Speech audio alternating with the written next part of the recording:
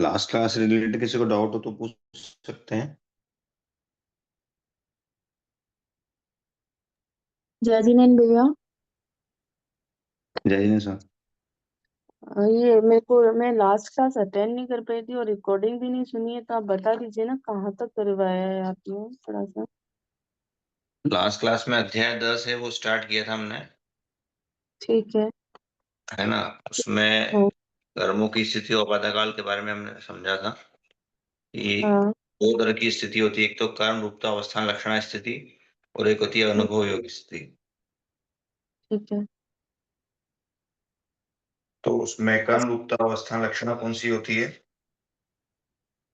कर्म रूपता अवस्थान लक्षणा स्थिति, ठीक, पहली। और दूसरी होती है अनुभव योग्य स्थिति।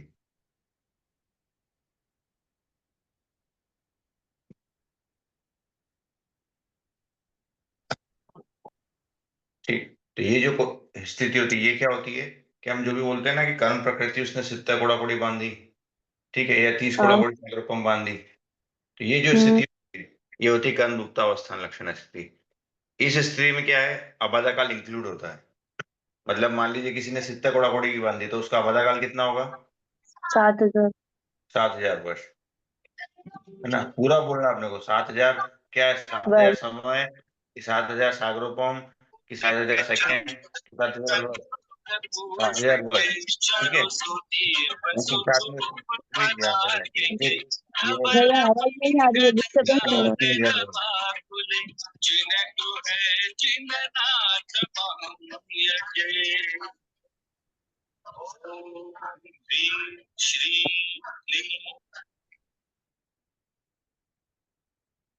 ठीक है, तो ये होती है कर्म मुक्त अवस्था लक्षण, इसमें अबाधा काल इंक्लूड होता है। और इस स्थिति में से अगर हम अबाधा काल लेस करते हैं तो जो स्थिति आएगी उसको बोलते हैं अनुभव योगी स्थिति। मतलब सित्ता कोड़ा कोड़ी सागरोपम में से हमने है। अबाधा काल लेस कर दिया, अच्छा हाँ।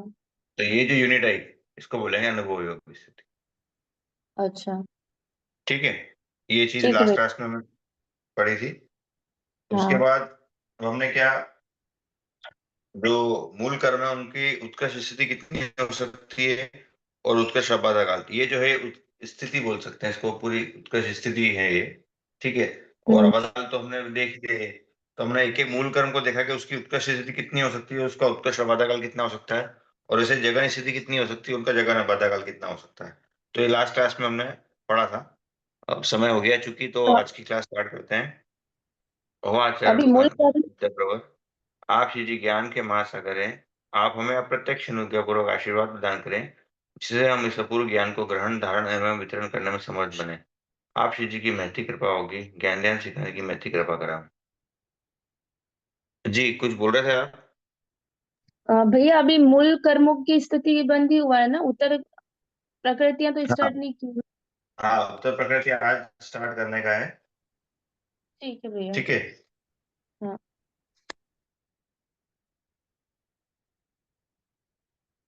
एक बार मूल कर्म की उत्कृष्ट स्थिति ले लेते हैं हम। मूल कर्म उत्कृष्ट स्थिति वन, उत्कृष्ट बनेगा। ठीक है, तो पहले है ज्ञानावरण, वैष्णव का है, ठीक है, अंतरा कितनी हो सकती है, तो बोले 30 करोड़। ठीक है, 30 करोड़ कौन हो सकती है, तो हमारा काल कितना आएगा?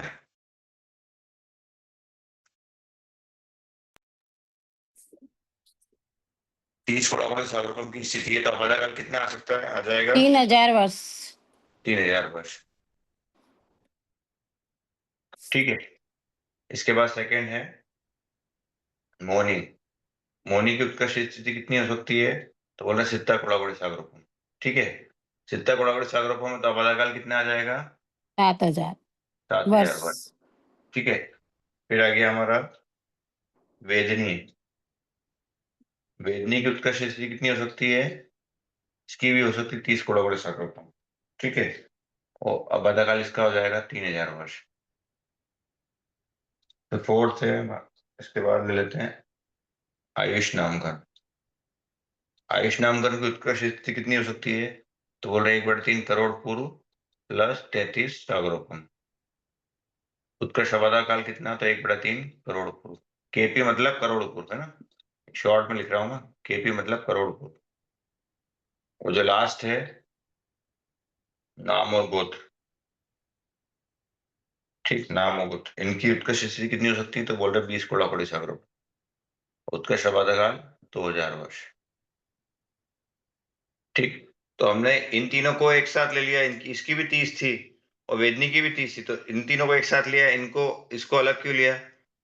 तो क्योंकि इसमें इनके जगह, जगन स्थिति अलग है ना, हाँ, क्योंकि इनकी इसलिए। जगह स्थिति में डिफरेंस आएगा। इनकी जगह स्थिति कितनी हो सकती है? तो बोल रहे अंतर्मुहूर्त। इनकी जगह में हो सकती है अंतर्मुहूर्त, ठीक है, और उसी के हिसाब से आधा काल भी कितना आ जाएगा? अंतर्मुहूर्त। ठीक, ये जगन्य, मोहिनी की जगन्य कितनी हो सकती है? तो बोल रहे हैं इसकी भी हो सकती है अंतर्मुहूर्त, और आधा काल भी कितना हो सकता है? अंतर्मुहूर्त। वेदनी की जगन स्थिति कितनी हो सकती है? तो बोल रहे हैं जगन 12 मुहूर्त। इसकी जगन में फर्क है, इसकी अंतर्मुहूर्त है जगन, और इसकी जगन स्थिति कितनी? 12 मुहूर्त है। और आधा काल तो वो सेम ही आ जाएगा, अंतर्मुहूर्त।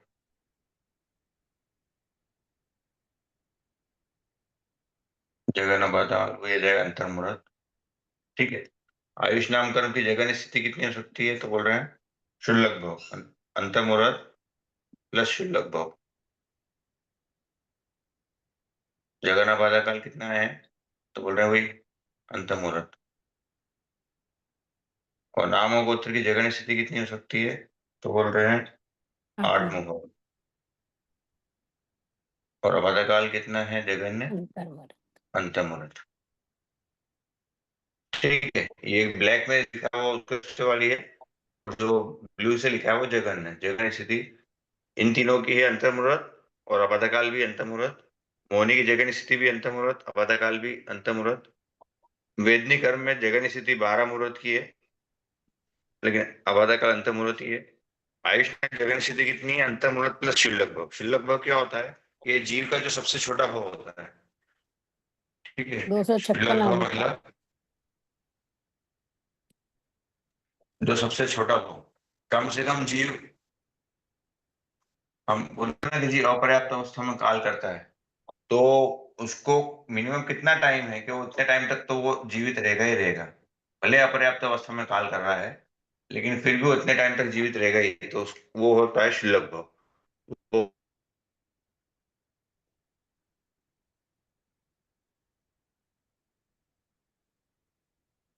कल अंतर नहीं हो गया। और नाम और गोत्र के लिए जगन स्थिति कितनी हो सकती है? तो बोल रहे हैं 8 मुहूर्त की। और ठीक है, ये लास्ट क्लास का एक शॉर्ट में रिकैप हो गया। भैया ये जो टेबल है ये मतलब कि शाश्वत है क्या? इसको ऐसे ही लर्न करना पड़ेगा? हाँ, तो मतलब शाश्वत क्या, मतलब ये है ना, उसको उनके लिए फिक्स है ना ये चीजें, कि ये है भैया कि उसके लिए। वॉइस ब्रेक हो रही है, क्लियरली सुनाई नहीं दे रहा है, और बोर्ड भी विजिबल नहीं है, ब्लर दिख रहा है मुझे। सभी को नहीं आ रही क्या आवाज? हाँ, बोर्ड तो नहीं हाँ दिख, हाँ भैया ब्लर दिख रहा सबको है अच्छी आ सारा, रही है। ब्लर दिख रहा है बोर्ड। बोर्ड ब्लर दिख रहा है।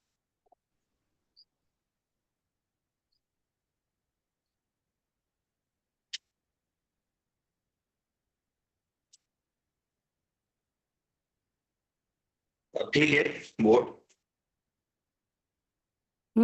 ठीक है सर।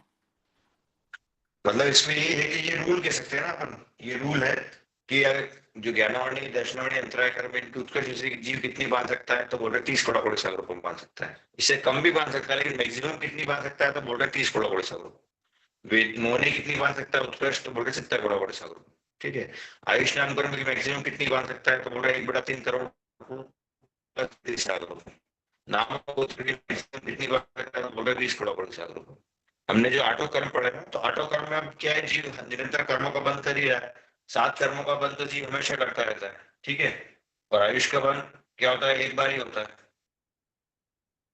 7 कर्मों का निरंतर है। कोई आपसे पूछे कि कोई जीव सातों कर्म में उत्कर्ष स्थिति कितनी बांध सकता है मूल कर्म की? तो बोल रहा है अगर 11वां दक्षिणावाणी अंतराय बांधेगा तो उसकी मैक्सिमम 30 कड़ोकड़ी सातों बांध सकता है। मोहनी की 70 बांध सकता है, वेदनी की 30 बांध सकता है, आयुष की इतनी बांध सकता है, नाम गोत्र की इतनी बांध सकता है, जगन कितनी बांध सकता है? तो जगन के लिए बता देंगे जगन इतनी इतनी बांध सकता है, ठीक है। इनके बीच की रेंज भी बांध सकता है, लेकिन हमने क्या करा, जो हाईएस्ट वाली वो ले लिया और लोएस्ट वाली वो ले लिया। तो ये जो इनकी रेंज है, इसका बता दिया कि हाईएस्ट रेंज इतनी होती है, इसकी हाईएस्ट पॉइंट इतना है, लोएस्ट पॉइंट इतना है, भैया ठीक है। आपकी आवाज बहुत कट कट के आ रही है भैया, बहुत ब्रेक हो रही है, हाँ क्लियर भैया, नहीं आ रही। और बोर्ड भी ब्लर ही दिख रहा है मुझे तो भैया। भैया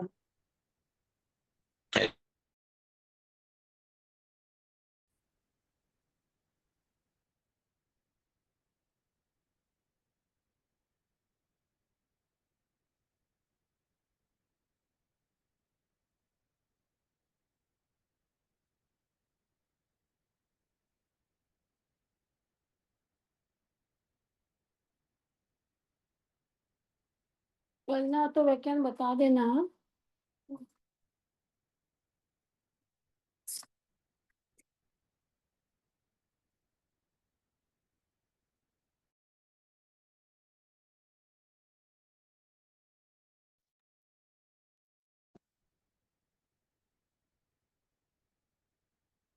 अब आ रही है आवाज सर?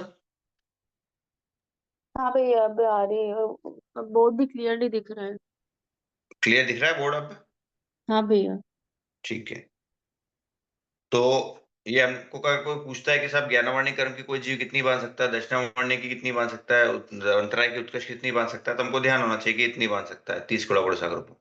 आयुष नाम कर्म की जीव कितनी बांध सकता है, उत्कर्ष स्थिति तो बोल रहे 1/3 करोड़ पूर्व प्लस 33 सागरों को। मोहनी कितनी बांध सकता है, तो बोल रहे 70 करोड़ सागरों को। तो ये हमको ध्यान रखना होना चाहिए, ठीक है। ये रूल क्या मतलब, इसको कह सकते हैं रूल ही, रूल तो क्या मतलब कि ये इनका नियम ही है फिक्स, हाँ रूल ही कह सकते हैं। तो इस हिसाब से ठीक है। अब हम आते हैं, ये तो हमने मूल कर्म के लिए बात कर ली। अब हम आते हैं उत्तर प्रकृतियों पे, एक एक जो कर्म है उसकी उत्तर प्रकृतियां लेंगे हम, और उसका अवधा काल और उसकी उत्तर तिथि कितनी हो सकती है वो चेक करेंगे। भैया क्षुल्लक में बताया था ना आपने कि भले ही जीव अपर्याप्त अवस्था में कल काल कर रहा है, फिर आप क्या बताए थे भैया उसके बाद? वही कि क्षुल्लक भाव क्या होता है, सबसे छोटा भाव, ठीक है। हाँ मतलब अगर हम बोल रहे हैं ना कि जी अपर्याप्त अवस्था में काल किया जीव ने, ठीक है, हाँ तो हाँ। अपर्याप्त अवस्था में काल कर रहा है, फिर भी वो कितने टाइम उसको मिनिमम रहना ही है, तो बोल रहे 256 अच्छा आयु का। अच्छा। इस कितने टाइम तो रुकेगा ही रुकेगा, उसके बाद ही जीव काल करेगा।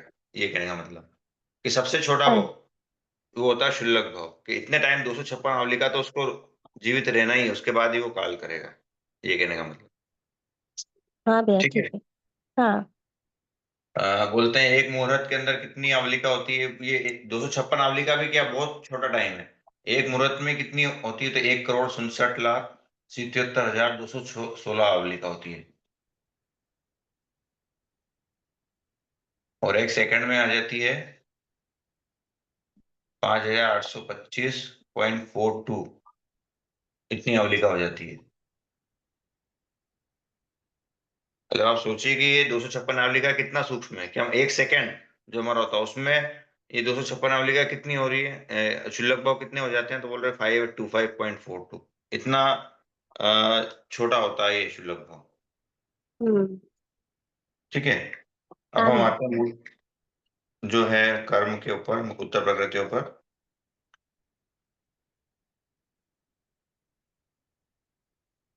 इसमें मान लीजिए कोई आपसे पूछे शुल्लक भाव कितना होता है, जैसे अभी पोल में 4 ऑप्शन आए थे, तो उसमें था 256 आवली का, एक था 265 आवली का, उसमें था 256 सेकेंड, या 256 65 सेकेंड।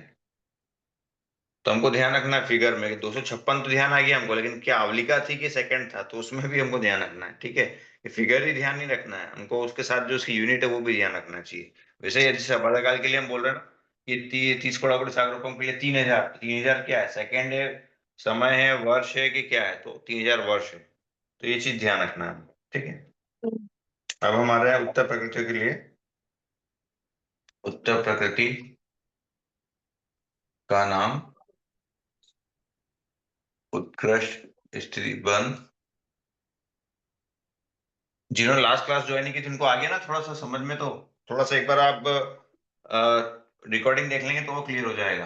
हाँ भैया आ गया समझ जी में। भैया। ठीक है, अब हम एक एक जो मूल कर्म है उसकी उत्तर प्रकृतियां लेंगे और उसमें चेक करते हैं कि उनका अबाधकाल और ये कितना कितना है। तो सबसे पहले हम लेते हैं ज्ञानावणी कर्म की। ज्ञानावणी कर्म की 5, दर्शनावणी की 9 और अंतराय की 5। ठीक है, इन तीनों का जो उत्कृष्ट स्थितिबंध है वो कितना है? तो वही जो हमने मूल कर्म की अपेक्षा से देखा था, तो 30 करोड़ सागरपम। और उत्कृष्ट अबाधा काल भी कितने आ जाएगा? 3000 वर्ष। ठीक, इसके बाद सात वेदनी। सात वेदनी, इसकी जी उत्कृष्ट स्थिति कितनी बन सकता है? तो बोल रहे 15 करोड़ सागरपम। तो अबाधा काल कितना आ जाएगा? 1500 वर्ष। असात वेदनी, असात वेदनी की उत्कृष्ट कितनी बन सकता है जी? तो बोल रहे 30 करोड़ सागरपम। ये हमको ध्यान रखना है कि मान लीजिए कोई मूल कर्म है, उसमें पुण्य प्रकृति भी है और पाप प्रकृति भी है। ठीक है, तो जो पाप वाली है ना उसकी जीव उत्कर्ष ज्यादा बांधता है। जैसे हमने वेदनी के लिए क्या बोला था मूल कर्म में कि इसकी ओवरऑल कितनी है? इसकी 30 करोड़ सागर रुपए। ठीक है ना, ओवरऑल हमने देखा कि 30 करोड़ सागर रुपए में इसकी मूल कर्म की अपेक्षा से बात करें। फिर हमारे उत्तर प्रकृति पर, तो उत्तर प्रकृति कौन सी? सात वेदनी और सात वेदनी। तो जो खराब वाली है उसकी जीव क्या करता है? उत्कृष्ट जीव बांध सकता है। तो इसीलिए इसमें जो असात वेदनी है उसकी 30 बन रही है, लेकिन जो अच्छी वाली सात वेदनी उसकी जीव 15 करोड़ करोड़ ही बांधता है। तो जो खराब वाली है उसकी स्थिति कम बनती है, सॉरी, जो अच्छी वाली है उसकी स्थिति कम बनती है और जो खराब वाली है उसकी उत्कृष्ट स्थिति ज्यादा बनती है। ये पॉइंट हमको ध्यान रखना है।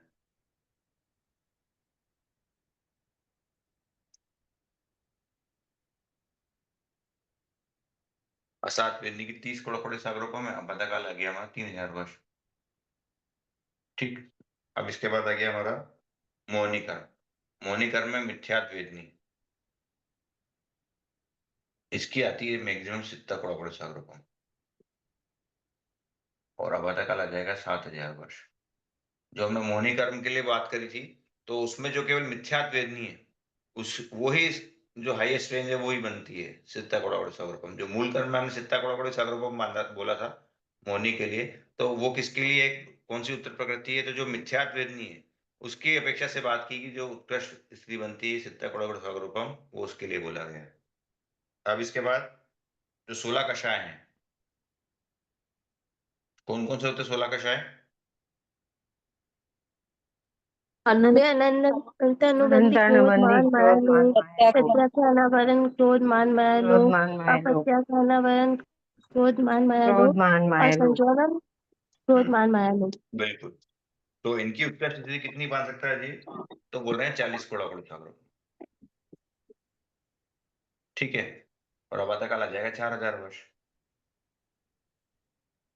और उसके बाद अब जो है ये कषाय वेदनी ये हो गया। अब 9 कषाय वेदनी, तो उसमें जो है अब चेंजेस आएंगे। ठीक है, उसमें अब हर एक अलग अलग आएगा। तो उसमें क्या है? 3 वेद है। कौन कौन से? पुरुष वेद, स्त्री वेद और नपुंसक वेद। ठीक है, फिर कौन कौन सी है? क्रम से लिख लेते हैं हम। स्त्री वेद, पुरुष वेद और नपुंसक वेद। फिर हास्य, रति, अरति, भय,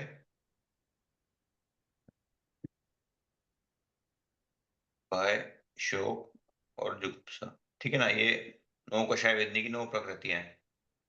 तो जो इसमें स्त्री वेद है सबसे, ये न्यू बीच वाली है। तीनों वेद में से ये जो है बीच वाली मतलब प्रकृति है। नपुंसक वेद सबसे खराब है। पुरुष वेद इनकी अपेक्षा से थोड़ी ठीक, सबसे ठीक है। और ये न्यूट्रल के मतलब बीच का पोर्शन कह सकते हैं। तो इसकी उत्कृष्ट इतनी कितनी आएगी? तो बोल रहे हैं इसकी आ जाएगी 15 करोड़ सागरों को। 15 करोड़ सागरों को इसकी आ जाएगी।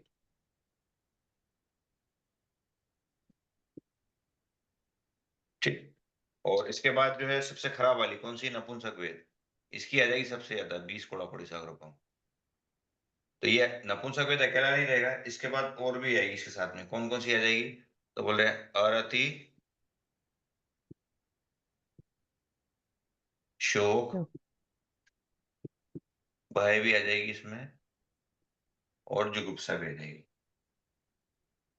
ठीक है, तो इन पांचों का पेयर है नपुंसक वेद, अरति, भय, शोक और जुगुप्सा।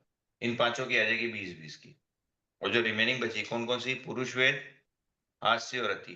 ठीक है, इनकी आ जाएगी 10 कड़ोकड़ी सागर, 10, 10 और 10। ये सभी खराब। ठीक है, लेकिन जो इसमें सबसे ज्यादा खराब है तो वो नपुंसक वेद वाली है। मतलब अब एक अपेक्षा की दृष्टि से समझे हम। ठीक है तो सभी अपार प्रकृतियां ही है, मोहिनी कर्म की है तो ठीक है। लेकिन इनमें भी अगर हम कंपैरिजन करें तो नपुंसक वेद सबसे खराब है, तो इसलिए इसकी उपस्थिति सबसे ज्यादा हो गई। ठीक है, और ये अपने साथ क्या ला रहा है, आरती भी ला रहा है, भय भी ला रहा है, शोक भी ला रहा है, जुगुप्सा भी ला रहा है। ठीक है, तो ये जो है इन सभी की आ गई हमारे पास 20 कोड़ा सागर।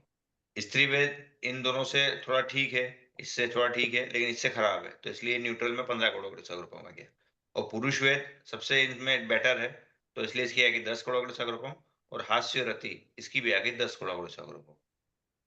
ठीक, तो ये आ गई 9 कषाय वेदनी की। और इसी के अकॉर्डिंग इनका पता चला जाएगा, जितने कोड़ाकोड़ी सागर में उसमें 100 का इंटू कर लेंगे हम, तो उसका उत्कर्ष पता चला जाएगा। क्लियर हुआ है 9 कषाय वेदनी? हाँ भैया। भैया इन सबको लर्न करना पड़ेगा कि कोई ट्रिक रहेगी? नहीं नहीं, लर्न करना ही पड़ेगा। ट्रिक तो क्या, बहुत इजी है, आप याद करेंगे ना आप लोग तो बहुत इजीली याद हो जाए, कोई वो टिपिकल नहीं है। भैया मतलब अभी इजी। तो टेबल बहुत बहुत बड़ी है ना, अभी तो आगे भी और उत्तर प्रकृति आने वाली, सबको लर्न करना ये रहेगा। हाँ नहीं, मतलब ये क्या है कि एक बार बस अपने को एक ट्रिक से क्या बोले हैं, मतलब एक बार थोड़ा सा पढ़ेंगे ना अपन तो अपने को इजीली ध्यान आ जाएगा कि कैसे करना है। मतलब जो इसमें अपने को ही ध्यान रखना है कि जो सबसे खराब वाली है ना उसकी उसकी स्थिति ज्यादा बनेगी, और उसमें जो बेटर है उसकी कम उससे होगी, और सबसे उसमें ठीक है उसकी स्थिति सबसे कम होगी। तो ऐसा माइंड में रखेंगे तो इजीली ध्यान रह जाएगा। जैसे हमने मोहिनी के लिए बात करी ना, तो मोहिनी में सबसे खराब कौन सी, मिथ्यात्व वेदनी, तो उसकी उत्कृष्टि सबसे ज्यादा हो गई। ठीक है, उसके बाद इसमें 3 पार्ट है, 70 वाली भी जा रही है, 40 भी आ रही है, और फिर 20 भी आ रही है, 20 के साथ 15 भी आ रही है, 10 भी आ रही है। तो सबसे पहले हमने देख लिया कि ये इंडिया की प्रकृति जिसकी 70 जा रही है। ठीक, फिर 16 कषाय, इसका ध्यान रख लेना अपने को, इन सभी की है 40 कोड़ा कोड़े सागर। अब उसमें जो है 9 कषाय, उसमें थोड़ा सा ध्यान रखना है अपने को कि किसी कितनी आएगी। तो उसमें सबसे खराब हमने देख ली कि नपुंसक वेद सबसे खराब है। ठीक, तो उसकी आ गई 20, और उसके साथ 4 और आ जाएगी, कौन कौन सी, अरति, शोक, भय और जुगुप्सा। ये भी खराब वाली हमको लग रही है कि अरति हमको हो रही किसी पे, भय आ रहा है, शोक आ रहा है, जुगुप्सा आ रही है, तो ये भी अपने साथ उत्कृष्ट उनकी 20 बांध लेंगे। फिर स्त्री वेद जो है वो थोड़ी सी इससे बेटर है, तो ये थोड़ी कम ले लेगा, 15 थोड़ा और छगड़। और पुरुष वेद थोड़ा और ठीक है इससे, तो ये 10 ही ले लेगा। और पुरुष वेद अपने साथ क्या ले लेगा, हास्य भी ले लेगा और रति भी ले लेगा। तो ऐसा थोड़ा सा एक बार पढ़ेंगे ना तो ध्यान में आ जाएगा, कोई बड़ी बात नहीं है। लेकिन है ये बात तो है कि थोड़ा सा इसको बार बार करना पड़ेगा तो माइंड में सेट होगा ये। अब मोनी के बाद आ गया हमारा आयुष कर्म। आयुष कर्म में नरकायु और देवायु। ठीक, तो इनकी उत्कृष्ट स्थिति कितनी बन सकती है, तो वही हमने मूल कर्म में देखा था कि 1/3 करोड़ पूर्व प्लस 33 सागरों का। ठीक, और उत्कृष्ट पदाकाल कितना आ जाएगा, तो बोला 1/3 करोड़ पूर्व। ये बताएगा कोई कैसे आया था ये उत्कृष्ट स्थिति पर 1/3 करोड़ पूर्व प्लस 33 सागरों का, लास्ट क्लास में हमने डिस्कस किया था, कोई एक्सप्लेन करेगा? भैया मैं बताऊं, जी बताइए। इसमें ये बताया था अबाध्य का उत्कृष्ट स्थिति का कि आयुष्य कर्म का एक ऐसा है कि उसका एक एक ही बार एक बन मिनट सकता है। एक मिनट एक मिनट एक मिनट होल्ड कीजिए, जो लास्ट क्लास में नहीं थे वो ध्यान से सुनिएगा, ये कैसे आ रहा था। ठीक है, बाकी सबके लिए तो ये रूल हो गया, लेकिन इसके लिए कैसे आया, वो कैसे घटित हो रहा है वो बता रहे हैं, आप प्लीज सुनिएगा, ठीक है ना? हाँ हाँ भैया। बताइए आप। नरक आयु और तिर्यंच आयु, सॉरी, नरक आयु और देव आयु का बंध करने वाले होते हैं, वो आइदर तिर्यंच आयु वाले होते हैं या मनुष्य ही होते हैं। और इनका उत्कृष्ट आयु स्थिति होती है 1 करोड़ पूर्व। और सबसे पहले आयुष्य में आपके आयु बंध होने के चांसेस सबसे पहले जब आपका आयु का 1/3 हिस्सा बाकी होता है, यानी जब 1/3 करोड़ पूर्व आयु आपकी शेष है, तब पहली बार आपके आयुष्य बंध होगा चांस है। इसके लिए शेष जो ठीक बचे 1/3 करोड़ पूर्व प्लस मनुष्य या तिर्यंच, नरक का या देवता का उसकी जो उत्कृष्ट आयु है वो है 33 सागरूपम।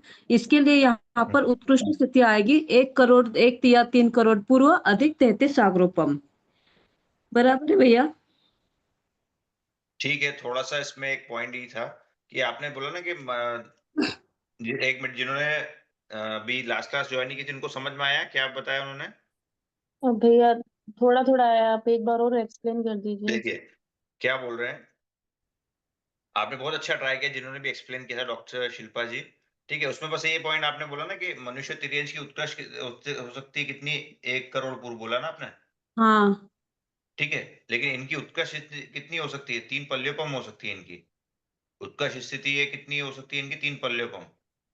लेकिन चूंकि ये 3 पल्योपम वाले कौन होते हैं? तो ये होते हैं युगलिक। युगलिक होते हैं वो। ठीक है ना, ये होते हैं युगलिक। जी भैया। और ये नियमा देवलोक में ही जाते हैं। ठीक है, और इनका शायद ऐसा ही है कि जितनी स्थिति ले बांध, मतलब जितनी स्थिति होती है तो अगले जो देवलोक की उससे ज्यादा स्थिति नहीं बांध सकते हैं। मतलब ये 3 पल्लवों की अगर इनकी स्थिति है तो ये देवलोक की जितनी स्थिति नहीं बांध सकते हैं। ठीक है, तो हमको देवलोक की कितनी होती है उत्कृष्ट?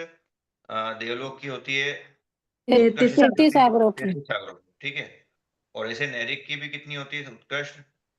तो बोल रहे हैं 33 सागरों। ठीक, तो मान लीजिए कोई नैरिक का ही जीव है। ठीक, और वही अगर नैरिक की बांध ले तो फिर क्या दिक्कत है? नैरिक वाला नैरिक की बांध ले, नैरिक वाला देवता की बांध ले तो फिर क्या दिक्कत है? हमने मनुष्य को क्यों ले रहे हैं? हम नैरिक या देवता को ही ले लें तो 33 सागरोपम वाले का ही हम कर ले 1/3 और वापस 33 सागरोपम आ गई तो ये और इससे बढ़ जाएगी स्थिति। तो फिर ऐसा क्यों नहीं लिया हमने? नरक का जीव नारकी में नहीं नरक में जाता, नहीं है और देवता का देवता जीव का वापस जीव देवता देवता में नहीं एक जाता। रूल होता है, एक रूल है कि नरक वाला जो जीव है वो मरकर नरक में नहीं जाता या देवता में नहीं जाता, और वैसे देवता का जीव है वो मरकर नरक में भी नहीं जाता और देवता में भी नहीं जाता। ठीक है, तो इन दोनों की उत्कृष्ट आयु कौन बांधेगा? तो बोल रहे मनुष्य तिर्यंच जी बांधेंगे। ठीक है, ये पॉइंट क्लियर हो गया आपको? हम्म। वंदना जी, हाँ भैया। है ना? मतलब नरक और देवता में कौन जाएगा? तो बोले मनुष्य तिर्यंच ही जा सकते हैं। नरक वाला जीव वापस मरकर नरक में नहीं जाता और देवता वाला भी मरकर देवता में या नरक में नहीं जाता। ठीक, ये एक पॉइंट हो गया। अब इसके बाद क्या बोल रहे हैं कि मनुष्य तिर्यंच जाएगा वहां पर। ठीक है, तो मनुष्य तिर्यंच की उत्कर्ष स्थिति कितनी हो सकती है? तो हम बोल रहे हैं 3 पल्यपम हो सकती है उसकी। हाँ, मनुष्य तिर्यंच की उत्कर्ष आयु कितनी हो सकती है? तो बोल रहे हैं 3 पल्यपम हो सकती है। ठीक, तो 3 पल्यपम वाले कौन होते हैं? तो होते हैं युगलिक। और ये मरकर कहाँ जाते हैं? देवलोक में जाते हैं। ठीक, तो देवलोक में जाते हैं, लेकिन इनके लिए क्या एक रूल आता है कि ये जितनी आयु अभी लेके आए हैं उससे ज्यादा की स्थिति नहीं पा सकते। मतलब 3 पल्यपम लाए तो ऐसा नहीं कि 33 सागरोपम वाली स्थिति पा सकते, ऐसा नहीं होगा। ये 3 पल्यपम से कम वाली स्थिति पाएंगे। तो हमको तो मैक्सिमम चेक करना है, तो इसलिए हमने क्या किया, इनको जो त्रियंश युगलिक वाले हैं, तो 3 पल्यपम की स्थिति वाले, इनको हमने ड्रॉप कर दिया। अब कौन से बचे?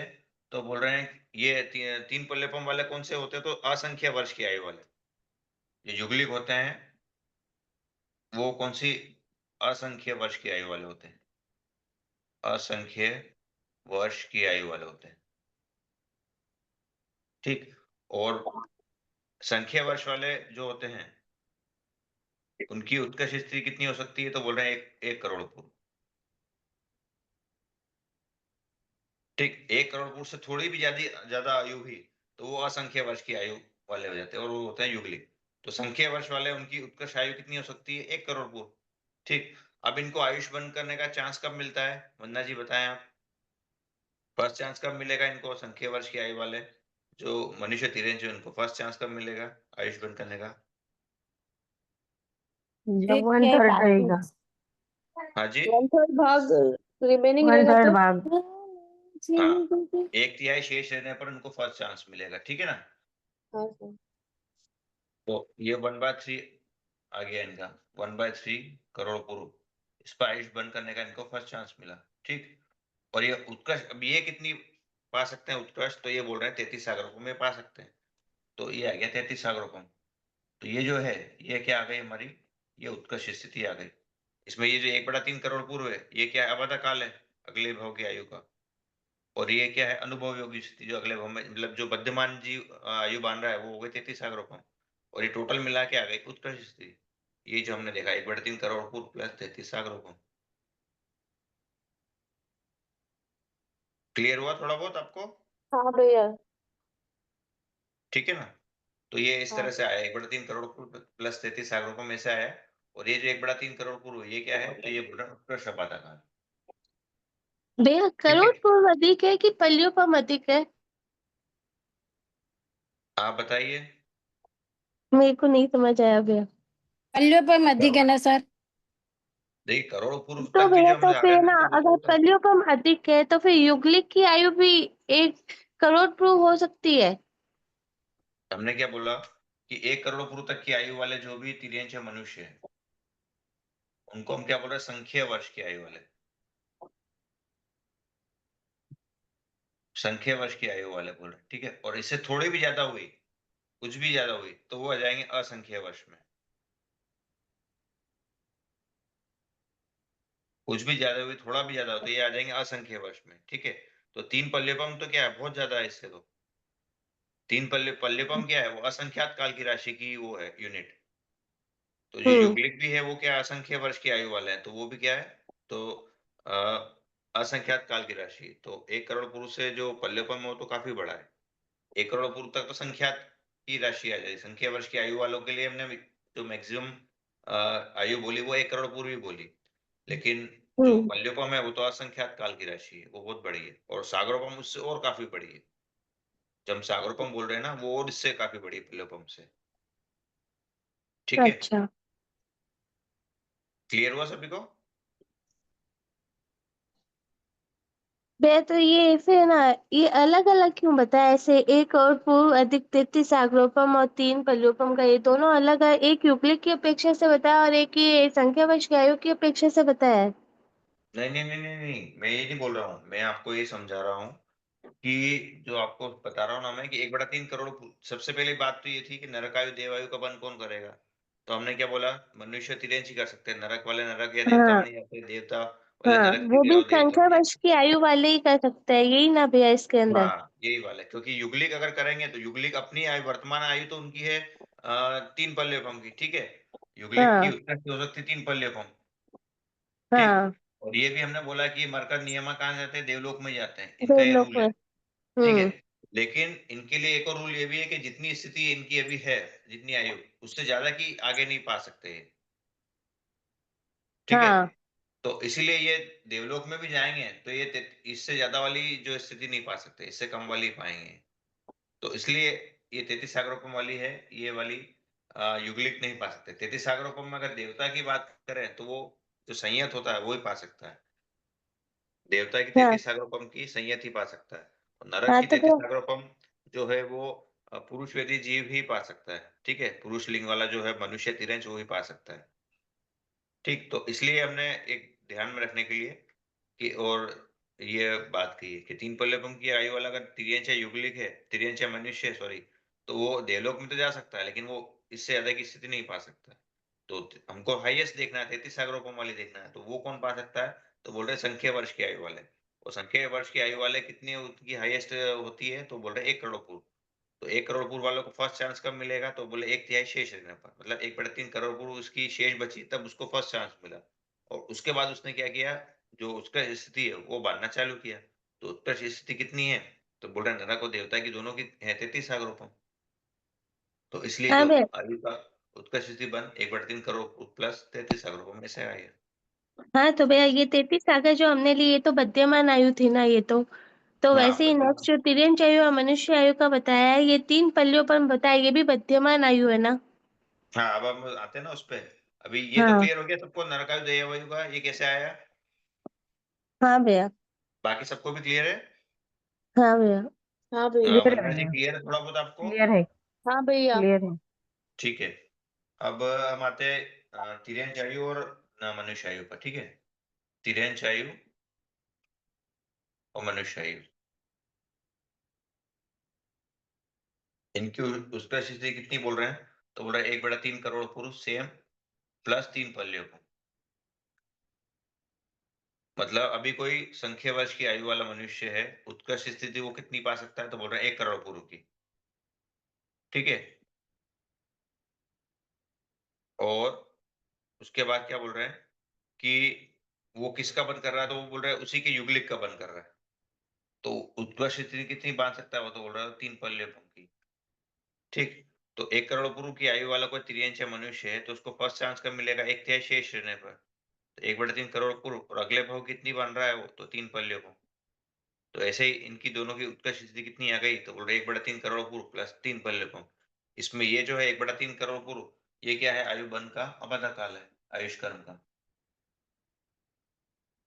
और ये जो है 3 पल्लेपम, ये क्या है, मध्यमान आयु। और ये 1/3 करोड़ पूर्व अबाधा काल है, मतलब ये क्या है, अबाधा काल हमने क्या बोला था, आयुष कर्म के लिए जो बुद्धिमान आयु है वही जो है आयु कर्म का अबाधा काल होता है। तो ये वर्तमान भाव की बुद्धिमान आयु जो शेष बची वो है, और ये 3 पल्लेपम ये क्या है, अगले भाव की जो जीव बांध रहा है वो हो गई। तो ये बुद्धिमान आयु, ये बद्धमान आयु, दोनों को ऐड कर दिया तो आ गई उत्कर्ष स्थिति। अब हम बोल तो रहे हैं कि वह उत्कर्ष अबाधा काल कितना रहेगा, तो बोले जो बुद्धिमान आयु शेष बची वो उत्कर्ष अबाधा काल है। तो 1/3 करोड़ पूर्व जो है वो अबाधा काल आ गया। भैया तो इसका सर मतलब ये है कि संख्या वर्ष की आयु वाले तिर्यंच और मनुष्य युगलिक की आयु बांध रहे हैं। हाँ, क्योंकि नर को देवता भी युगलिक का बंध नहीं करते हैं और युगलिक हाँ वापस युगलिक का बंध नहीं करेंगे। ठीक है, तो संख्या वर्ष हाँ। वाले हैं वही युगलिक का बंध कर सकते हैं। तो इसीलिए तो हमने सर यहाँ ये पर 1/3 करोड़ पूर्व लिया है, क्योंकि नहीं तो अगर सर ये नर को देवता सर से ये ले लेते तो फिर वो बढ़ जाती, लेकिन वो बंद करते ही नहीं, युगलिक का तिर्यंच मनुष्य ही करते हम्म। हैं। ठीक है। तो सर ये जो मनुष्य और आपने तिरंज लिखा, तिरंज मनुष्य के 1 करोड़ 1/3 करोड़ पूर्व प्लस अधिक 3 पल्लेपम, ये हाँ युगली गणों की क्या असंख्य वर्ष है? युगली गणों के क्या ये? हाँ, वही तो 3 पल्लेपम कैसे घटित हुआ कि 1 करोड़ पूर्व की आयु का कोई तिर्यंच मनुष्य था, ठीक है ना, तो उसको हाँ फर्स्ट चांस कब मिलेगा अपना आयु बंद करने का, तो बोल रहा है 1/3 शेष रहने पर। हाँ। ठीक है, और वो कितनी बांध सकता है उत्कर्ष, तो बोल रहे हैं वो तिर्यंच मनुष्य की कितनी बांध सकता है, 3 पल्लेपम की बांध सकते हैं। ठीक है, नर को देवता के लिए हमने क्या बोला कि नर को देवता की उत्कर्ष कितनी बांध सकते हैं, तो बोल रहे 33 सागरोपम की बांध सकते हैं। अब हम हाँ बात कर रहे हाँ। हैं तिर्यंच आयु और मनुष्य आयु की, मतलब कि कोई संख्या वर्ष की आयु का तिर्यंच या मनुष्य है, तो वो वापस से अगली तिर्यंच और या मनुष्य कितनी बांध सकता है, तो क्या बोल रहे हैं कि उत्कर्ष वो बांध सकता है 3 पल्लेपम की। ठीक, तो इसलिए 1/3 करोड़ पूर्व, तो वर्तमान भाव की जो आयु रिमेनिंग है वो, और अगले भाव की आ गई 3 पल्लेपम। और ठीक है, साधारण मनुष्य जो होगा 1/3 होगा, साधारण मनु 1/3 होगा उसका ना। हाँ, जो अभी वर्तमान भाव की कितनी, अभी भी वर्तमान में संख्या वर्ष की आयु कितनी हाईएस्ट हो सकती है, तो बोल रहे हैं 1 वन करोड़ थर्ड पूर्व की। 1 करोड़ पूर्व उसका 1/3। हाँ, ये फर्स्ट चांस कब मिलता है जीव को, 1/3 आयु शेष रहने पर ही मिलता है ना उसको फर्स्ट चांस आयुष्मान हाँ करने का। तो इसलिए हमको मैक्सिमम देखना है। ठीक, तो इसलिए हमने क्या किया, 1/3 करोड़ पूर्व ले लिया है यहाँ पर, जो 1/3 रिमेनिंग शेष रही उसका। ठीक है, और अगली कितनी बांध सकता है हाईएस्ट, तो बोल रहे 3 पल्लेपम। तो इसलिए ये जो आ गई यूनिट, ये क्या आ गई, तिर्यंच मनुष्य आयु की उत्कर्ष स्थिति आ गई। ठीक है, नहीं हुआ क्लियर गांधी जी, गांधी जी क्लियर हुआ, हाँ जी सर, हो गया। बाकी सबको भी क्लियर हुआ। हम्म। अब अभी भैया एक तो एक क्वेश्चन बार, ये है। एक बार बोलूं भैया, जी, थोड़ा क्लियर करने के लिए। भैया ये जो नरक आयु देव आयु का जो 1/3 करोड़ पूर्व अदिति सागर है, ये भी संख्या वर्ष की आयु वाले मनुष्य तिर्यंच नरक आयु और देव आयु बांध रहे हैं। और जो हाँ तिर्यंच आयु और मनुष्य आयु है, ये संख्या वर्ष करोड़ पूर्व की आयु वाले ही 3 पल्योपम की स्थिति युगलिक के अंदर बांध रहे हैं, यही ना भैया? हाँ, ये दोनों की उत्कर्ष स्थिति कौन बन रहा है, क्योंकि 1/3 करोड़ पूर्व, देखिए इसमें सीधा सा ध्यान अपने को ये रखना है कि हमने क्या लिया यहाँ पर, 1/3 करोड़ पूर्व यहाँ पर भी लिया और 1/3 करोड़ पूर्व यहाँ पर भी लिया। ठीक है, तो ये दोनों क्या है, करोड़ पूर्व की ये, स्थिति वाले हो गए भैया। हाँ वो तो हो गए, लेकिन ये क्या अबाधा काल है ना। ये हाँ, ये ठीक है ना, आबादा मतलब काल हो बुद्धिमान गए। आयु है, ये दोनों क्या हाँ बुद्धिमान आयु, सॉरी हाँ। बुद्धिमान आयु जो वर्तमान की जीव जो भोग रहा है वो, ये दोनों क्या है बुद्धिमान आयु, और ये जो हम्म दोनों क्या है बुद्धिमान आयु। ठीक है, हम्म तो करोड़ पूर्व वाले क्या है, जो उत्कर्ष, वो क्या संख्या वर्ष वाले ही हो सकते हैं, क्योंकि अगर हम्म। संख्या वर्ष से ज्यादा हुआ तो वो असंख्य वर्ष की आयु वाले हो जाएंगे। ठीक है ना, तो भैया सही बोला कि गलत बोला मैं? हाँ सही है ना, कि ये दोनों क्या संख्या वर्ष की आयु वाले तिर्यंच मनुष्य ही बांध रहे हैं। युगलिक तो बांध, हम्म देखिए युगलिक तो नरक में जाएगा नहीं, और देवता में भी जाएगा तो वो उसका जो अभी वर्तमान उसकी आयु उससे ज्यादा बांध नहीं सकता। ठीक है, तो इसलिए युगलिक तो हमने हम्म ड्रॉप कर दिया, तो ये इसलिए यहाँ पर हमने क्या किया, संख्या वर्ष की आयु वाले ही लिया। ठीक, और तो उसके वे बाद यहाँ पर भी हमने युगलिक क्यों नहीं लिया यहाँ पर, क्योंकि वो मर का देवता में ही जाते हैं, तो वो तिर्यंच आयु मनुष्य आयु का बंध करेंगे ही नहीं। ठीक है, तो इसीलिए यहाँ पर अभी हमने क्या लिया, संख्या वर्ष की आयु वाले लिया। तो संख्या वर्ष की आयु वाले तिर्यंच मनुष्य, उनकी उत्कर्ष आयु कितनी हो सकती है, तो बोले 1 करोड़ पूर्व की। तो 1 करोड़ पूर्व वाले हैं तो उनको आयु बन का फर्स्ट चांस कब मिलेगा, तो बोले 1/3 शेष रहने पर, मतलब 1/3 करोड़ पूर्व उनका रिमेनिंग रहा, तब उनको आयुष बंद करने का फर्स्ट चांस मिला। हमको क्या तो है, सर उत्कृष्ट स्थिति निकालना है। ठीक है, तो इसलिए हमने क्या, फर्स्ट चांस पे ही हमने उसको ले लिया।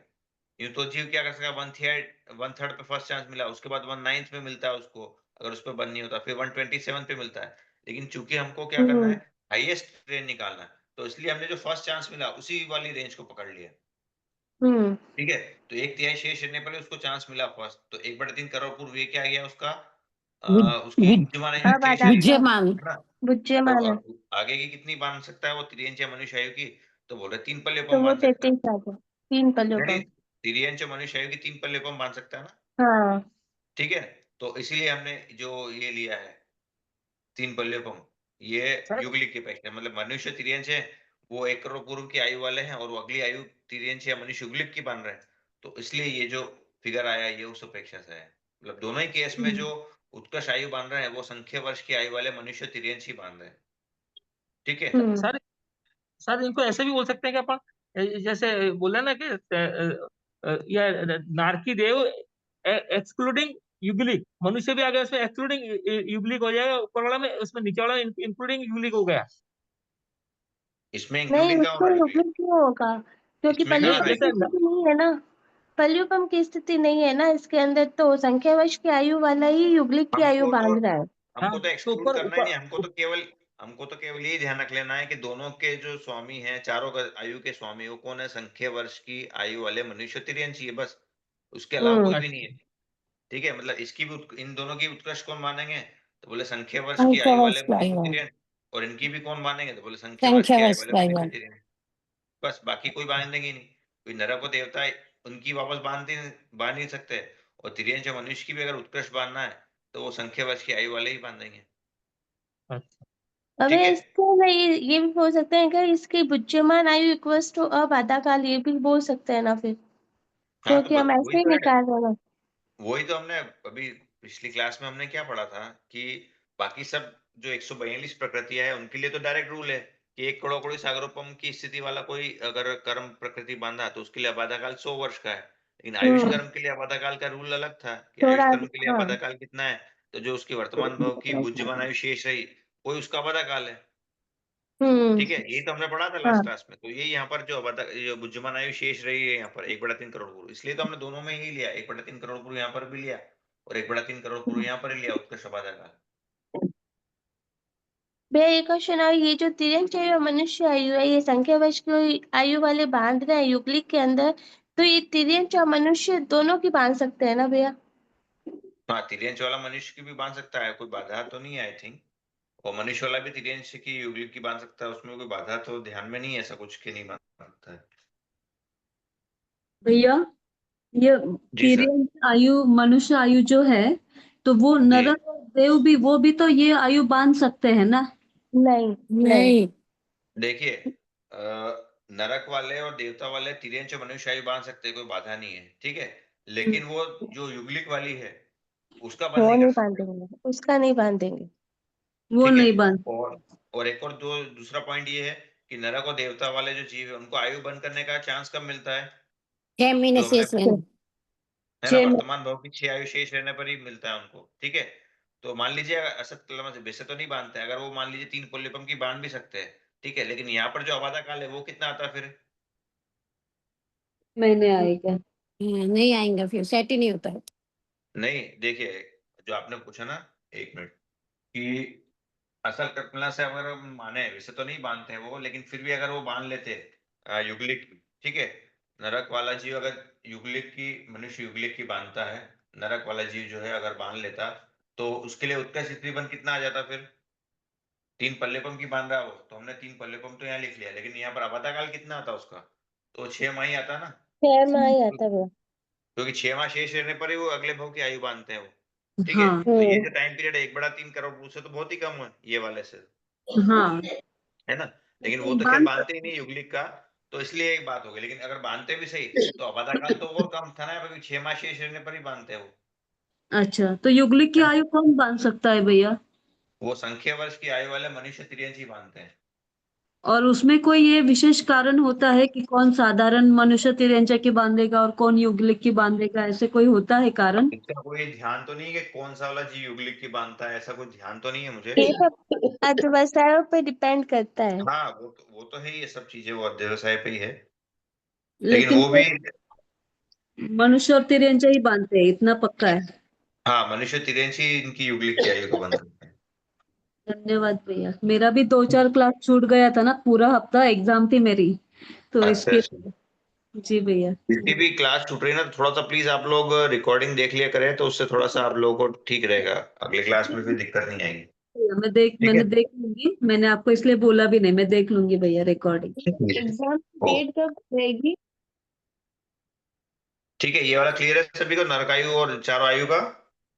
भैया एग्जाम की डेट कब आएगी, कौन कब की है? जब भी आएगी ग्रुप में शायद उसकी आ जाएगी इन्फॉर्मेशन थोड़ा समय पहले ही। ठीक है, आप लोग तो अपना रिवीजन चालू रखिए। आप तो ऐसा अपना रिवीजन ऐसा रखिए कि अगले वीक ही एग्जाम है। ठीक है, भले एग्जाम भले ही 1 महीने बाद हो, लेकिन अपनी तैयारी ऐसा होना चाहिए कि वो अगले वीक ही बोलते कि आपकी एग्जाम है, तो आप बिल्कुल तैयार रहे कि हाँ ठीक है, ओके, कोई दिक्कत नहीं है। भैया ठीक है। रिकॉर्डिंग अपने ग्रुप में ही आती है ना उसकी लिंक? जी, रिकॉर्डिंग आती है ना, हर ग्रुप में आ ही जाती है रिकॉर्डिंग तो। ठीक है जी भैया, अब हम आ रहे हैं, ये हमने आयुष कर्म भी हो गया, अब हम आते हैं नामकरण की प्रकृतियों पर। ठीक है, तो नामकरण की प्रकृतियां, सबसे पहले गति नामकरण, गति और अनुभूति, नरक द्विक और तिर्यंच द्विक। ठीक है, इसमें हमने गति कौन कौन सी होती है, 4 होती है, नरक तिर्यंच मनुष्य देव। ठीक है, तो इसमें जो नरक और तिर्यंच है ये सबसे खराब वाली है। ठीक, और ये कौन से कर्म की, मूल कर्म कौन सा है इनका, नामकर्म। नामकर्म। ठीक है, तो नामकर्म की उत्कृष्ट स्थिति कितनी बोली थी हमने मूल कर्म में, 20 कोड़ा कोड़ी सागरोपम। 20 कोड़ा कोड़े सागर। तो इन दोनों की उत्कृष्ट स्थिति, क्योंकि ये सबसे खराब है इन चारों में, तो 20 कोड़ा कोड़े सागर में इनकी दोनों की उत्कृष्ट स्थिति आ जाएगी। ठीक है, तो 20 कोड़ा कोड़े सागर में तो आबादा काल कितना आ गया, वही 2000 वर्ष।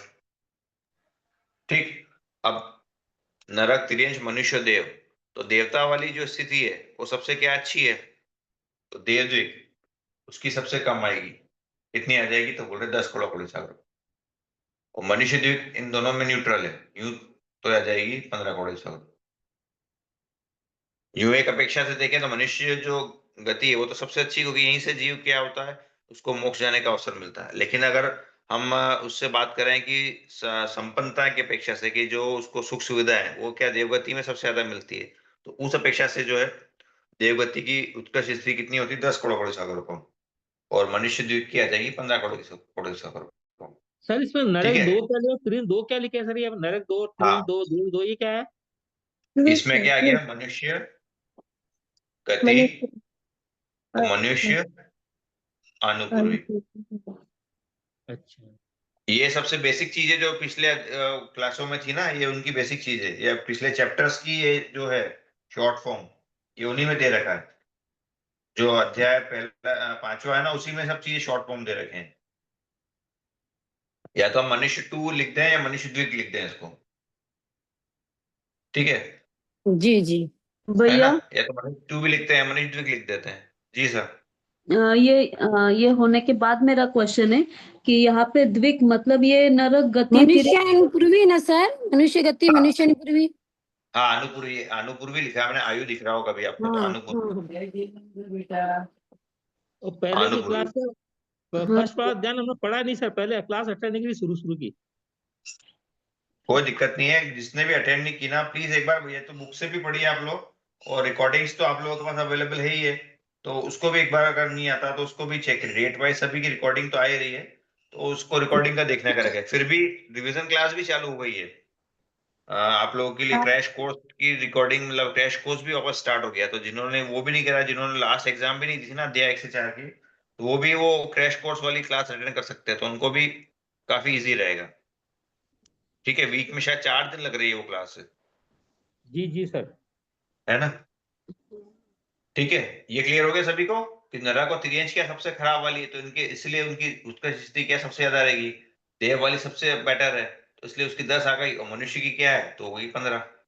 अधिकतर इसमें ऐसा ही चलेगा। अब इसमें क्या है, प्रकृति अगर बढ़ जाएगी तो उसमें क्या डिफरेंस कम कम होता जाएगा। जैसे यहाँ पर 5-5 का डिफरेंस से चल रहा था, अब मान लीजिए प्रकृति बढ़ जाएगी तो उसमें डिफरेंस कम कम हो जाएगा। कैसे होगा हम चेक करते हैं आगे।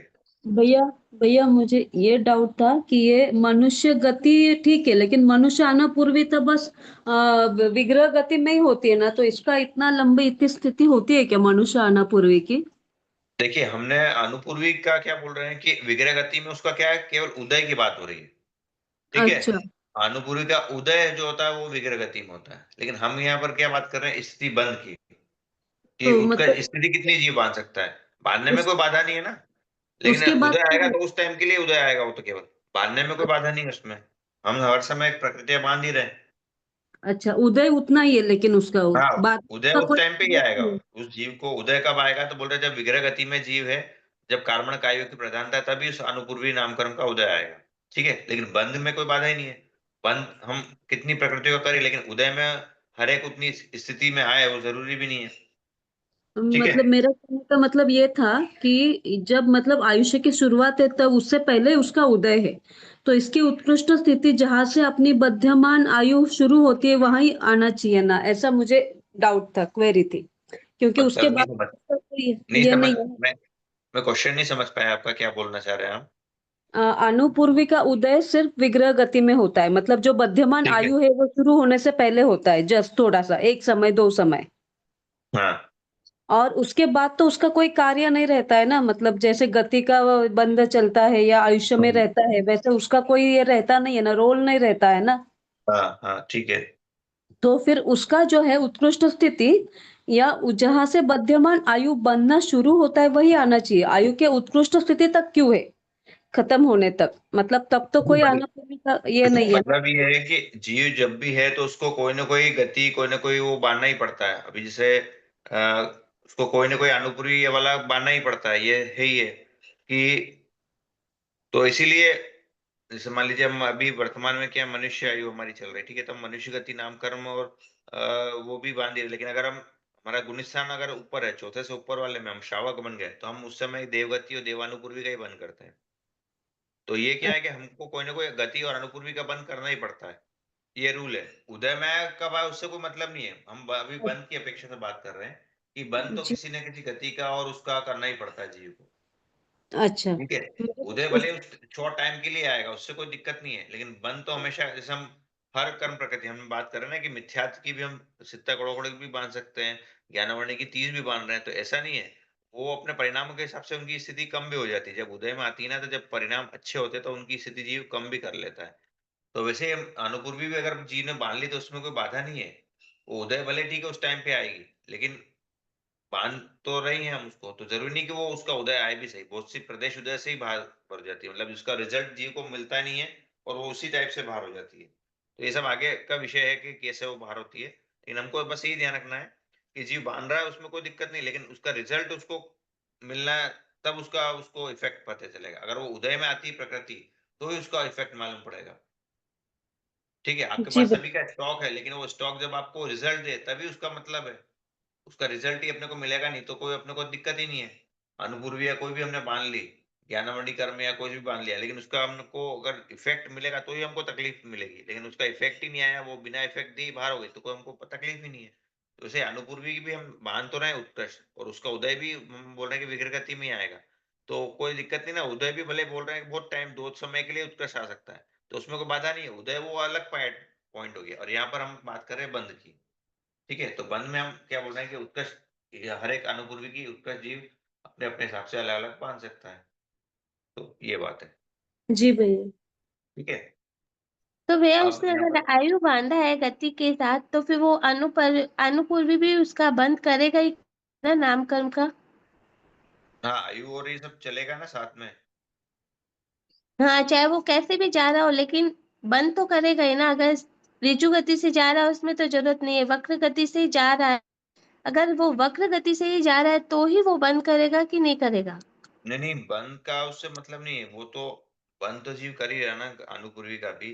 वो तो रिजल्ट की बात हो गई, वो उदय की अपेक्षा से बात होगी। अगर वो ऋजु गति से जा रहा है, अभी उससे जा रहा है, वो तो अनुपूर्वी के उदय की बात हो गई कि उसका अच्छा। रिजल्ट हाँ उस टाइम, मतलब अगर वो विग्रह गति से जाएगा तो ही उसका रिजल्ट मिलेगा, मतलब उसका उदय उसी टाइम होगा। हम्म और बंद की बात अलग हो हम्म गई, बंद तो जीव कर ही रहा है गति का और बंद तो उसका, करेगा ही करेगा। ठीक है। लेकिन उसका बंद इतने हम्म सारे, मतलब हमारे पास सभी गति का, सभी अनुभूति का स्टॉक है, ठीक है। लेकिन हम्म जब जीव इस भाव से, मान लीजिए हम अभी मनुष्य हैं, तो हमारे पास चारों गति का स्टॉक है, चारों अनुभूति का स्टॉक है, ठीक है। और फिर हम अगर मान लीजिए हम्म कोई हम जीव हमारा काल करके देवलोक में जा रहा है, ठीक। हम्म तो उस समय अगर जीव अगर विग्रह गति से जा रहा है, कर्मण कायों की प्रधानता है, तब देवानुपूर्वी का रिजल्ट मिलेगा, ठीक। हाँ अगर मान लीजिए काल करके मनुष्य में वापस मनुष्य में उत्पन्न होता और विग्रह गति समझ से आता, गए। तब मनुष्य अनुपूर्वी का हाँ उदय आता। अगर तिर्यंश में जाएगा तब तिर्यंश अनुपूर्वी का उदय आएगा, ठीक है। नरक में जा रहा है तो नरकानुपूर्वी का उदय आएगा, अगर विग्रह गति से जा रहा है। तो स्टॉक तो हमारे पास सभी का पड़ा है, लेकिन इनका यूज कब होगा, जब जिस भाव में जीव जा रहा है, जिस जिस गति में, तो उस गति की अपेक्षा से इनका जो है रिजल्ट हमको मिलेगा, ठीक है। तो बांध तो रहा है, इसका मतलब बांध तो रहा है, आएगा नहीं आएगा ये कंपल्सरी नहीं है ना भैया। हाँ, उदय कब आएगा, उदय डिपेंड करता है द्रव्य पे, क्षेत्र पे, काल पे, हाँ भाव काल पे और भाव भव पे, और भाव पे। हाँ ठीक है। जिस भाव में जा रहा हो तो उसी की अपेक्षा से इसका उदय आएगा। चारों का हमारे पास स्टॉक पड़ा है, लेकिन जिस हम्म भाव में जीव जाएगा उसी अनुपूर्व का उदय आएगा, उसी गति का उदय आएगा, हाँ ठीक है। भैया। हाँ भैया। अब बात कर रहे हैं हम, ये आ गई गति। अब इसके बाद आता है जाति। तो जाति में एकेंद्रीय और पंचेंद्रीय, ठीक है। इन दोनों की आती है 20 गुणा गुण चार। हम बोलते हैं कि पंचेंद्रीय तो अच्छी बात है, लेकिन एकेंद्रीय की भी 20 क्यों आएगी, तो इसको अपन रूल ही समझ लें कि एकेंद्रीय पंचेंद्रीय इन दोनों की आती है 20 करोड़ को। और जो विकलेंद्रीय है, विकलेंद्रीय त्रिक, इसकी आती है 18 करोड़ को, ठीक। भैया पंचेंद्रिय को तो हमने पुण्य प्रकृति में लिया है ना, तो फिर इसकी भी हम उत्कृष्ट क्यों निकाल रहे हैं, 20 कोड़ा कोड़ी क्यों निकाल रहे हैं नाम हाँ कम के। बिल्कुल, देखिए इसका क्यों लिया हमने 20 का, क्योंकि अगर मान लीजिए कोई नरक गति और ये बांध रहा है, तो उसकी हमने क्या लिया, 20 करोड़। नरक गति अगर जीव बांध रहा है, ठीक है, हम्म तो उसकी तो उसने 20 बांध ली, ठीक है। लेकिन अगर हम्म नरक गति में जाएगा कौन सा जीव, पंचेंद्रीय वाला ही जाएगा, हाँ ठीक है ना। तो नरक गति के लिए हमने 20 ले ली, तो फिर अगर यहाँ पर पंचेंद्रीय की हम यहाँ पर 10 ही ले लेते, तो फिर ये तो कॉन्ट्राडिक्शन हो जाता ना, कि नरक गति के साथ पंचेंद्रीय जाति वाला ही होना चाहिए, तो उसकी भी 20 ही लेना है। तो इसलिए नरक गति के साथ में हमने पंचेंद्रीय को रिलेट करना था, तो इसलिए पंचेंद्रीय के भी 20 ही लिया हमने। मतलब सिर्फ नरक। ऐसा ही समझने के लिए हम समझ सकते हैं कि हमने नहीं लिया, मतलब ये जो एक जो कैसे हम इसको रिलेट कर रहे हैं वो एक समझ रहे हैं कि नरक गति में पंचेंद्रीय वाला, नरक गति में पंचेंद्रीय वाला ही होना चाहिए, ठीक है। तो नरक गति की तो हमने 20 ले ली, लेकिन अगर हम पंचेंद्रीय पुण्य की अपेक्षा से अगर इसकी 10 ही ले लेते, ठीक, तो फिर ये चीज कॉन्ट्राडिक्शन हो जाती है कि यहाँ पर नरक वाला 20 ले रहा है लेकिन पंचेंद्रीय वाला 10 में जा रहा है। तो इसलिए इसको इससे रिलेट करना था, तो इसलिए इसकी भी 20 ही आई। मतलब ये हमने नहीं किया, ये जो नियम है उसके, उसको कैसे हुआ उसको हम स्पेसिफाई कर रहे हैं। तो फिर वैस में नरक लिया पंचेंद्र में, तो त्रियंश को भी इंक्लूड कर सकते हैं ना। तिर्यंश में तो यहाँ पर ये भी आ गया ना, 18 भी आ गया, तिर्यंश भी 20 भी आ गया। ये एक्चुअली क्या है कि तिर्यंश गति भी खराब वाली थी, इसलिए इसकी 20 आ गई, ठीक है। लेकिन विकलेंद्रीय में, हाँ, तिर्यंश पंचेंद्रीय आ गया तो वो भी जा सकता है, लेकिन विकलेंद्रीय की 18 तक ही रहेगी। तो मेन तो एक्चुअली क्या है, इसको 20 लेने का रीजन यही है पंचेंद्रीय वाले को, कि नरक के साथ में इसको 20 लेना था, तो इसलिए इसको 20 का हमने इसके साथ मैच किया, ठीक है। अच्छा तिर्यंश अगर गति की 20 आ गई इसमें कोई दिक्कत नहीं है, लेकिन गति में इसकी आ गई ज्यादा, उसके लिए कोई दिक्कत नहीं, लेकिन इसकी अगर कम आ जाती तो फिर दिक्कत आती, तो भैया इसीलिए। अगर वो नरक में त्रियंश पंचेंद्रिय जीव जाएगा ना। हाँ, नरक में और देवलोक में दोनों में तिर्यंश सॉरी पंचेंद्रीय जीव ही जाता है, वो भी पर्याप्त वाला। हाँ फिर थोड़ा सा और क्लियर कर दीजिए, नहीं पंचेंद्र जाति वाला। इसका अब होगा तो और नेक्स्ट क्लास में करेंगे, क्या सबको लेट होगा क्लास में, ठीक है। ये डाउट हम्म सेशन हम हाँ थोड़ा हाँ सा बाद में रख लेंगे, अभी थोड़ा सा हाँ इसको हम भैया। कर लेते हैं, ठीक है। अब इसके बाद आ गया हमारा गति जाति के बाद शरीर। तो शरीर औदारिक, वैक्रिय और आहरक, ठीक है। फिर तेजस और कार्बन, karma। ठीक है। ये सभी क्या है, शुभ प्रकृतियां हैं, ठीक। तो इन सभी की आएगी हमारे, जो आएगी वो 20 गुणा सागर में आएगी, ये शुभ जरूर है, लेकिन इनकी आएगी 20 कोड़ाकुड़ सागरोपम ही आएगी। औदारिक के साथ कितनी, औदारिक की क्यों ली हमने, क्योंकि पंचे उसके साथ में हमको रिलेट करना थी। एक मिनट, इसके साथ औदारिक के साथ कितनी आ जाएगी, तो औदारिक, क्योंकि हम यहाँ पे बात कर रहे हैं 148 प्रकृतियों की अपेक्षा से, ठीक है, तो औदारिक क्या आ जाएगी यहाँ पर, औदारिक चौक, वैक्रीबी चौक, आरक चौक, तेजस त्रिक और कार्बन त्रिक, ठीक है। तो ये सभी जो है, इन सभी की आ जाएगी 20 कोड़ाकुड़ सागरोपम। सही, तो आरक थोड़ी आएगा, आरक आएगा किसमें? इसमें हाँ मिच्छम थोड़ा आरक नहीं आएगी, उसकी तो अंता कोड़ाकुड़ी होती है ना, बरोबर। धन्यवाद गांधी जी आपको बहुत बहुत। आहारक चौक, उसकी तो अंत कोड़ाकोड़ी सागरोपम आती है, अंत कोड़ाकोड़ी सागरोपम। ये आहारक चौक क्यों बोला है भैया यहाँ पर? आप ही बताइए, आहारक चौक क्यों बोला? आहारक चौक बोले या आहारक चतुष्क, दोनों बोल सकते हैं। जो 148 प्रकृतियां हैं, तो उसमें आहारक की कितनी कितनी आती है? आहारक शरीर आता है, और क्या क्या था आहारक? हाँ, शरीर अंगोपांग, हाँ, और शरीर निर्माण और सहनन, शरीर संस्थान, सहनन कैसे आएगा? संस्थान भी आएगा ना इसमें, बंधन भी आएगा ना। देखिए, समुचित आरक शरीर नाम कर्म, आरक शरीर नाम अंगोपांग नाम कर्म, आरक शरीर निर्माण बंधन नाम कर्म, और आरक और संघात, संगातन नाम कर्म, ठीक है। संस्थान, अच्छा, नहीं नहीं, संस्थान ही संस्थान आता है नहीं, ना इसमें, बंधन और संघातन, संगातन, बंधन और बंधन, संगातन, संघातन, बंधन और संगातन। ऐसे ही औदारिक में भी चारों आ जाएगी, औदारिक शरीर, औदारिक अंगोपांग, बंधन और संगातन। क्योंकि हम 148 की बात कर रहे हैं, अगर हम 120 से बात कर रहे तो हम यहाँ पर औदारिक दिव्य की लेते हैं, वैखरी दिव्य की लेते हैं, ठीक है। लेकिन 148 से बात कर रहे हैं तो हमको इनसे रिलेटेड चारों प्रकृतियां लेनी है। अच्छा, क्लियर तो है ना आपको? जी भैया, जी भैया। तो हम गति चतुर्दशक में कौन कौन से लेते हैं? गति, जाति, शरीर, अंगोपांग, बंधन, संगातन, ठीक है। अगर हम 148 से बात करते हैं तो हम बंधन संगातन भी लेते हैं, लेकिन जब हम 120 से बात करते हैं तब हम बंधन और संगातन को ड्रॉप कर देते हैं, जी भैया, है ना। जी ठीक है, भैया। तो ये औदारिक चौक, वैखरी चौक, तेजस त्रिक और कार्बन त्रिक। यहाँ पर चौक चौक लिया हमने, और यहाँ पर त्रिक क्यों कर दिया? एक कौन सी प्रकृति कम की यहाँ पे हमने? संघातन वाली, अंगोपांग। हाँ, क्योंकि इन तीनों में, इन जो शरीर वाली है, इनमें अंगोपांग भी होता है, लेकिन तेजस कार्बन में अंगोपांग होते ही नहीं है ना, तो इसलिए यहाँ पर तेजस त्रिक लिया और कार्बन त्रिक लिया, ठीक है। तो इन चारों की हो गई 20 कोड़ाकोड़ी सागरोपम, और आरक चतुष्की आ गई अंत कोड़ाकोड़ी सागरोपम, ठीक है। अबाधा काल आप जो उसके रिलेटेड है वो आप देख लीजिएगा, ठीक है। अंत कोड़ाकोड़ी सागरोपम में इसका अबाधा काल कितना आएगा, तो कोण अंतर्मुहूर्त, अंतर्मुहूर्त। ठीक। अब इसके बाद भैया यहाँ सिर्फ अंतर मुहूर्त ही रहेगा, मतलब जैसे हाँ, इसका अबाधा काल अंतर्मुहूर्त ही रहेगा। जो भी एक कड़ोकड़ी सागरोपम से अंदर आती है, मतलब अंता कड़ोकड़ी वाली, उनका अबाधाकाल अंतर्मुहूर्त ही होता है। अंता अच्छा, कड़ोकड़ी सागरोपम वाली जो भी प्रकृति है, उनका अबाधाकाल अंतर्मुहूर्त ही होता है, उत्कृष्ट, ठीक है। ठीक है। अब एक और सैनन ले लेते हैं हम, तो उससे अच्छा रहेगा। सैनन कौन कौन से होते हैं, 6, कौन बताएगा? वज्र, ऋषभ नाराज, ऋषभ नाराज, नाराज, अर्ध नाराज, किलिका और शरार। लिका और सेवार्थ। ब्रज ऋषभ नाराज, ऋषभ नाराज, अर्ध अर्ध नाराज, नाराज, अर्ध नाराज नाराज। नाराज, अर्ध नाराज, नाराज, अर्ध नाराज, अर्ध नाराज, ठीक है। किलिका और सेवार्थ। किलिका और सहवार्थ, ठीक।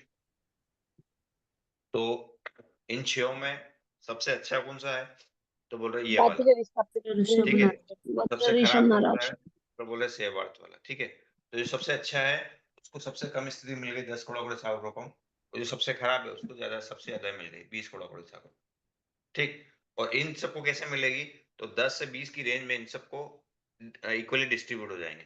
तो इसकी कितनी आ जाएगी, 12 सॉरी, इसकी आ जाएगी 14, इसकी आ जाएगी 16, और इसकी आ जाएगी 18, 18 और ठीक है, इस टाइप से। फिर हम इसी के साथ हम ले लें इसको, यहाँ पर ले लेते हैं सनन के साथ संस्थान भी ले लेते हैं। संस्थान कौन कौन से होते हैं? समचतुरस्त्र, नगरोध मंडल, सादी, वस्त्र, निग्रोध मंडल, सादी, कुब्ज, वामन और हुंड। ये आ गया हमारा सादी, कुब्ज, वामन और हुंड। ठीक है, तो ये भी सेम एज इट इज चलेगा। जो समचतुरस्त्र है वो सबसे अच्छा है तो उसकी स्थिति सबसे कम आ गई, उन सबसे खराब है उसकी आगे सबसे ज्यादा है, और फिर दो दो का गैपिंग से सभी की उत्कृष्ट स्थिति आ जाएगी। ठीक है, तो ये सबसे इजी है लर्न करने में, मतलब हाँ मैं वही कह रहा हूँ, स्टार्टिंग अपने का को लर्न। दिखता ऐसा है कि बहुत बाप रे इतनी प्रकृति याद कैसे रहेगी, लेकिन एक बार आप पढ़ेंगे ना इसको तो बहुत इजीली याद हो जाएगी, कोई बड़ी इसमें टिपिकल चीज नहीं है। ठीक है, स्टार्टिंग की याद करना तो आगे निकल जाएगी आराम से। ठीक। अब इसके बाद ये आ गया, अब एक बस एक दो प्रकृति और लेते हैं, समय तो लगभग हो गया है। दानव संस्थान के बाद वर्ण चो। ठीक है, तो वर्ण में हम कौन कौन से होते हैं वर्ण? गांधी जी बताएंगे वर्ण 5 कौन कौन से होते हैं? सर ये था ना, ये अपना काला, नीला, कृष्ण वर्ण, नील वर्ण, लोहित वर्ण, हरिद्र वर्ण और शुक्ल वर्ण, 5 होते हैं। कृष्ण, नील, हाँ, और लोहित, हरिद्र वर्ण, हरिद्र और शुक्ल वर्ण सब। शुक्ल। बिल्कुल सही, बहुत बढ़िया। ठीक है, तो सबसे खराब कौन सा है? कृष्ण वाला, तो इसकी आ जाएगी 20। सबसे अच्छा है शुक्ल, इसकी आ जाएगी 10। ठीक है, अब इसके बाद इनको इक्वली डिस्ट्रीब्यूट करना है, तो अब इसमें चूंकि ये 5 ही है तो इसमें 2.5 का डिफरेंस आ जाएगा। ये आ जाएगी 17.5, ये आ जाएगी 15, ये आ जाएगी 12.5। ठीक है, इस तरह डिस्ट्रीब्यूट हो जाएगा। फिर गंध में आ रही है हमारी सुरभिगंध, दुर्भिगंध, सुरभिगंध और दुर्भिगंध। ठीक है, तो ये दो ही हैं, तो सुरभिगंध अच्छी है तो इसकी आ जाएगी 10, दुर्भिगंध खराब है इसकी आ जाएगी 20। फिर रस, रस में कितने होते हैं? कौन बताएगा रस के लिए? मैं पूछता हूँ, उनको बताइए प्लीज। रस में कौन बताएगा? गौतम भैया ध्यान में आपको, रस कितने होते हैं?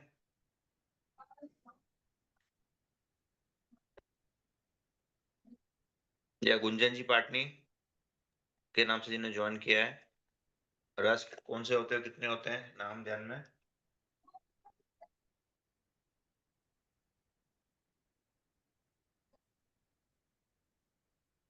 ठीक है, कौन बताएगा? कोई भी बता सकते हैं। ये तीखा, कड़वा, कसाई, अम्ल और मधुर।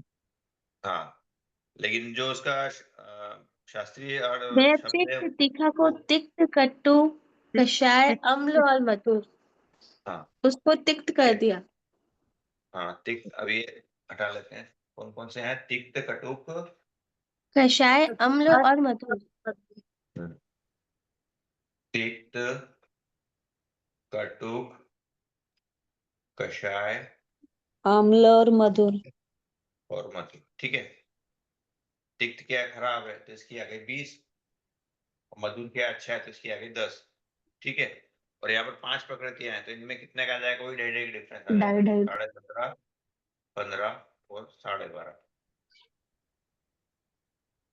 ठीक, ये हो गया। अब क्या वो कौन सी बची? स्पर्श वाली। ठीक है, तो स्पर्श में जो अच्छी वाली है उनकी आ जाएगी 10, और जो खराब वाली है उनकी आ जाएगी 20। तो कखट, गुरु, शीत और रुक्ष। ठीक है, ये क्या है?